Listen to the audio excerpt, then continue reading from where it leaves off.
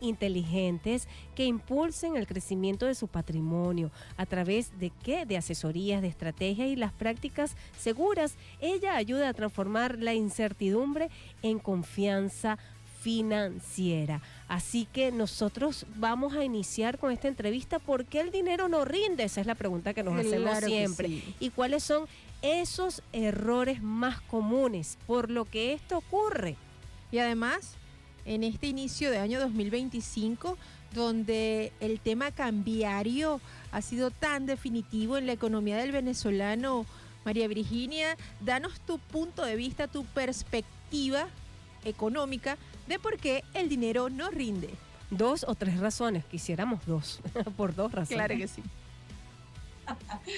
Buenas tardes, agradecidas a Jocelyn y a Kelly por la invitación y bueno, feliz de estar acá en esta tarde en este programa maravilloso. Bueno, ¿por qué el dinero no rinde en Venezuela? Una interesante pregunta. Bueno, aunado va a 2 factores, ¿no? La inestabilidad económica que sufrimos día a día en el país, como lo acaban de decir, pero también va vinculado a muchos patrones psicológicos que traemos. O sea, no hay una educación financiera inculcada directamente desde casa, no hay patrones, no hay hábitos, sino lo que hemos ido aprendiendo justamente ha sido por ensayo y error, por patrones de costumbre, de que veo cómo se comporta mi mamá y así me comporto yo de alguna manera, o porque veo que algún amigo lo hace bien, o mi tío le ha ido muy bien y lo hace de esta manera. Pero no hay una educación financiera formal, arraigada en nosotros, que nos dé herramientas para contrarrestar esta inestabilidad económica que vivimos en el país. Y eso hace que le demos más peso a algo que se llama satisfacción inmediata.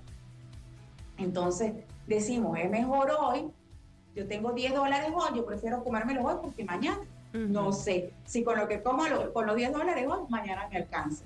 Pero precisamente eso no necesariamente tiene que ser así.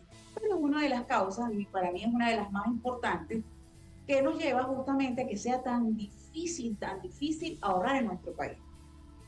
Bueno, imagínate, qué interesante, estaba observando tu contenido y de verdad es parte de la cultura del venezolano, bueno, vamos a decirte latinoamericano, que ya la abuela está pensando que el nieto no ha nacido y ya va a ser millonario. ¿Qué nos puedes hablar precisamente de ese fondo, de la importancia de conocer herramientas desde la base familiar para lograr el éxito financiero? Bueno, déjame decirte que todo esto parte de un camino prácticamente de aprendizaje, ¿no? De aprendizaje, ¿en qué momento? Nos vimos en un momento que quizás todos hemos pasado, donde vimos que nuestros padres trabajaban, iban a vivir una jubilación el día de mañana. Mi papá es jubilado de PDVSA y mi mamá del Ministerio de Educación. Igual la sorpresa que se cayó. Aquí estamos, María Virginia, continúa. Perfecto. Ok. Y grave la sorpresa de que ellos justamente se encuentran en una situación de que para lo que ellos tanto trabajaron, que fue su pensión de jubilación, donde se supone que iban a vivir con tranquilidad y aprovechar a sus nietos y a sus años dorados y hacer lo que no habían podido hacer en sus años de trabajo, en sus años activos, pues encontramos sencillamente que la pensión del Seguro Social o la pensión privada de esas empresas, pues no les alcanza ni para un blister de acetaminofén. Eso es una realidad que nos trae a colación a todos y nos invita a pensar, wow, ¿qué vamos a hacer? ¿Cuáles son las medidas? Y eso me invitó a mí a comenzar a educarme financieramente, a buscar las herramientas que hay para nosotros los venezolanos y a darme cuenta que a medida que avanzaba en el tiempo, me daba cuenta de que la cuestión no era tanto el país. Sí, el país tiene sus limitaciones, pero es que tengo mucha gente, como yo lo llamo, muchos pacientes también, que se van a Estados Unidos, que se van a Colombia, que se van a Chile, y me llaman con los mismos problemas. Le sucede lo mismo. No me alcanza. ¿Qué hago? Trabajo para sobrevivir, trabajo para esto. Entonces comencé justamente a diseñar una estrategia, un método que nos enseñara educación financiera y que nos diera las herramientas para poder ahorrar y para poder prepararnos para el futuro y no dejar que nuestra jubilación o los estudios de nuestros hijos estén en manos de un tercero, sino en manos de nosotros mismos, y conseguir estrategias como ahorrar con el interés compuesto a través de la Bolsa de Valores de Estados Unidos, con cuentas en monedas o sea, con cuentas en monedas extranjeras, pero de bancas nacionales como Banca Villa, como Venezolano de Crédito, como BNC, y ahí podíamos ahorrar de alguna manera en moneda dura y ganando unos intereses que la banca internacional con cuentas corrientes a extranjeros no nos proporcionaba.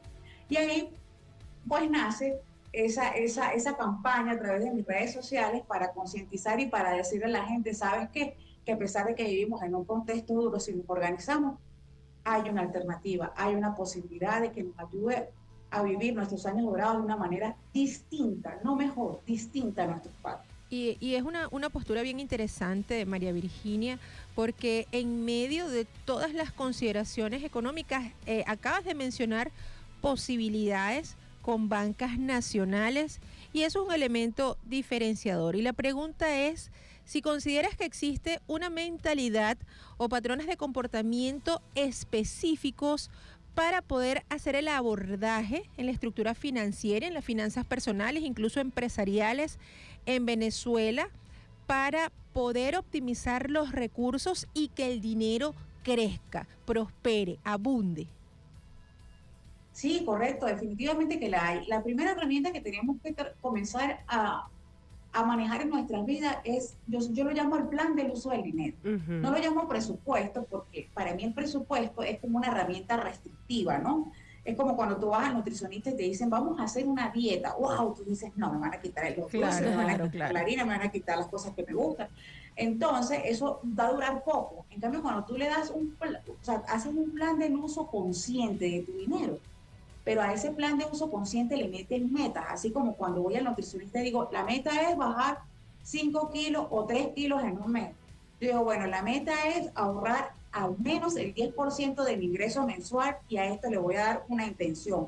Un viaje a Margarita, una capacitación, hacer tal curso, ir a tal lado, crear mi colchón de tranquilidad, que para mí es sumamente importante tener un colchón de tranquilidad. Mucha gente lo conoce como el fondo de emergencia. Fondo de emergencia, claro. Pero no me gusta el fondo de emergencia porque aparece la emergencia. La palabra emergencia, claro que sí. Entonces, Bueno, fíjate, María Virginia, es tan interesante este tema que estamos hablando porque el dinero no nos rinde y queremos continuar conversando contigo con toda esa luz que nos puedes brindar, con todas esas herramientas, pero vamos a hacer una pausa para para seguir y agradecer a nuestros aliados comerciales y retomamos como 10 minutos, ¿cierto, Ale?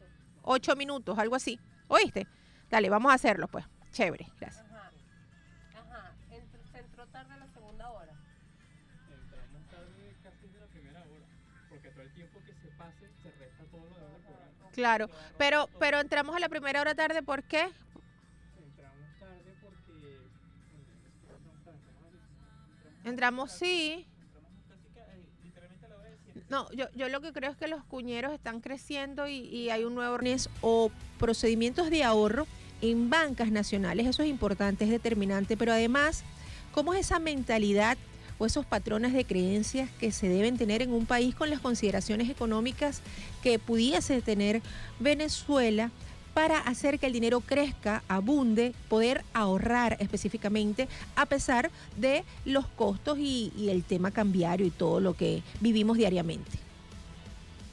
excelente, Jocelyn. Bueno, sería interesante hacer el recuento nuevamente de que la primera pregunta de ustedes fue muchísimo más interesante en el sentido de que ¿por qué es tan difícil ahorrar por el Venezuela, ¿no? Sí. Y ahora me estás diciendo, ajá, ¿y cómo lo hacemos? Danos las herramientas. Entonces, bueno, ¿por qué es tan difícil ahorrar para poder caer nuevamente en cómo lo tenemos que hacer?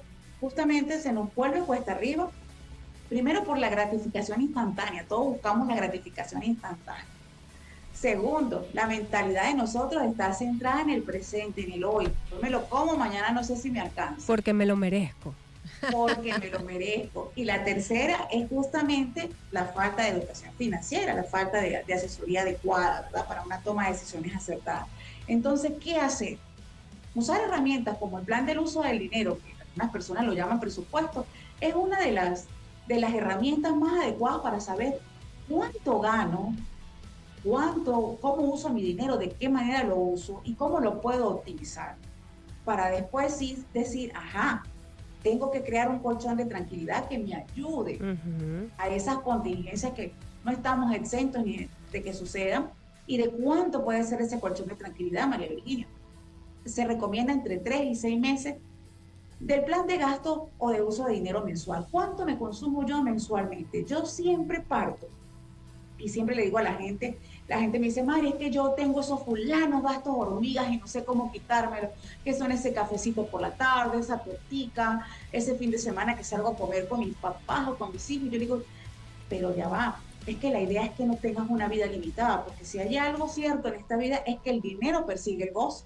El dinero le gusta que lo disfrutemos. Entonces, tú no tienes que vivir una vida restrictiva, sino al contrario, liberadora. Y el uso de estas herramientas te permite entender con cuáles recursos cuentas y cómo los puedes optimizar. Así que tómate los cafés con leche que quieran, las tortas que quieran, pero ten una mentalidad de abundancia. Y la abundancia no es otra cosa que no es un sustantivo, es un verbo. Es la certeza de lo que yo tengo, que yo puedo generar todo lo necesario para ser feliz, y lo que no tengo lo puedo buscar o lo puedo aprender. Cuando tú eres abundante desde el interior, obviamente eso se va a proyectar al exterior. Es así. Para lograr ese hábito, porque seguimos preguntándote ese método, esa herramienta, quisiera, ¿cómo hago para gastar menos y ahorrar más? O sea, ¿qué nos puede sugerir o 2 tips, por ejemplo, para establecer metas, para controlar gastos y para crear ese fondo de emergencia como nos estás comentando? Y sin dejar de darnos esos gastos lujos, la torta, el café, esos gastos hormigas que también forman parte del bienestar diario. Claro, 2 tips en esos 3 ámbitos o en esas 3 variables. Establecer metas, controlar gastos y crear un fondo de emergencia. Cuando tú inmediatamente estableces el ingreso y dices, oye, yo gano 100, pero me gasto 120, por eso es que estoy sobreendeudado, ¿qué debo hacer? Aquí inmediatamente, pues nada, tienes que sencillamente o recordar el cinturón de gasto, que es lo que yo menos recomiendo, o ver cómo genero más ingresos. Y después que tú logres ser frugal, que frugal es vivir por debajo de tus ingresos, tú tienes una regla muy genérica, que al final la puedes hacer la puedes hacer muy, muy personal o muy particular, que es una regla de ahorro que se llama 50-30-20. Okay. Es una regla que te puede funcionar para comenzar a crear hábitos saludables que te puedan encaminar a organizar tus finanzas. Y puedes agarrar y decir, bueno, 50% de mi ingreso va para los gastos necesarios. Las necesidades.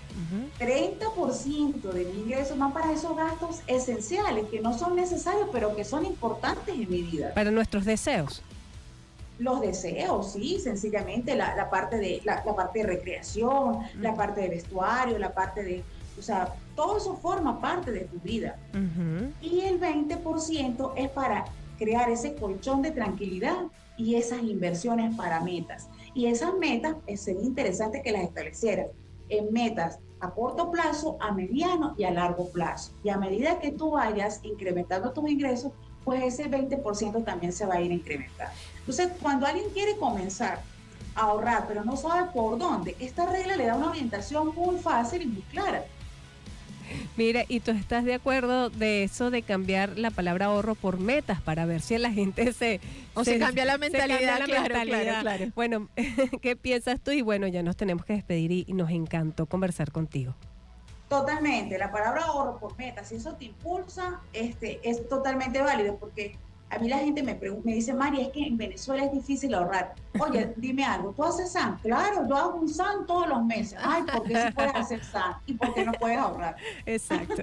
Es que cuestión de resistencia, ¿no? Sí, mentalidad. Gracias a María Virginia Finanzas, como la pueden conseguir en Instagram, por acompañarnos esta tarde por 2 razones y además compartir todas esos métodos, esas técnicas y esa información tan importante para tener mayor conciencia en cuanto a las finanzas personales y empresariales. Siempre bienvenida. Son las 3. Gracias a ustedes por la invitación. Por acá siempre estaremos en colaboración con ustedes. Claro, regla 50-30-20, ya se la saben. Empecemos a trabajar entonces.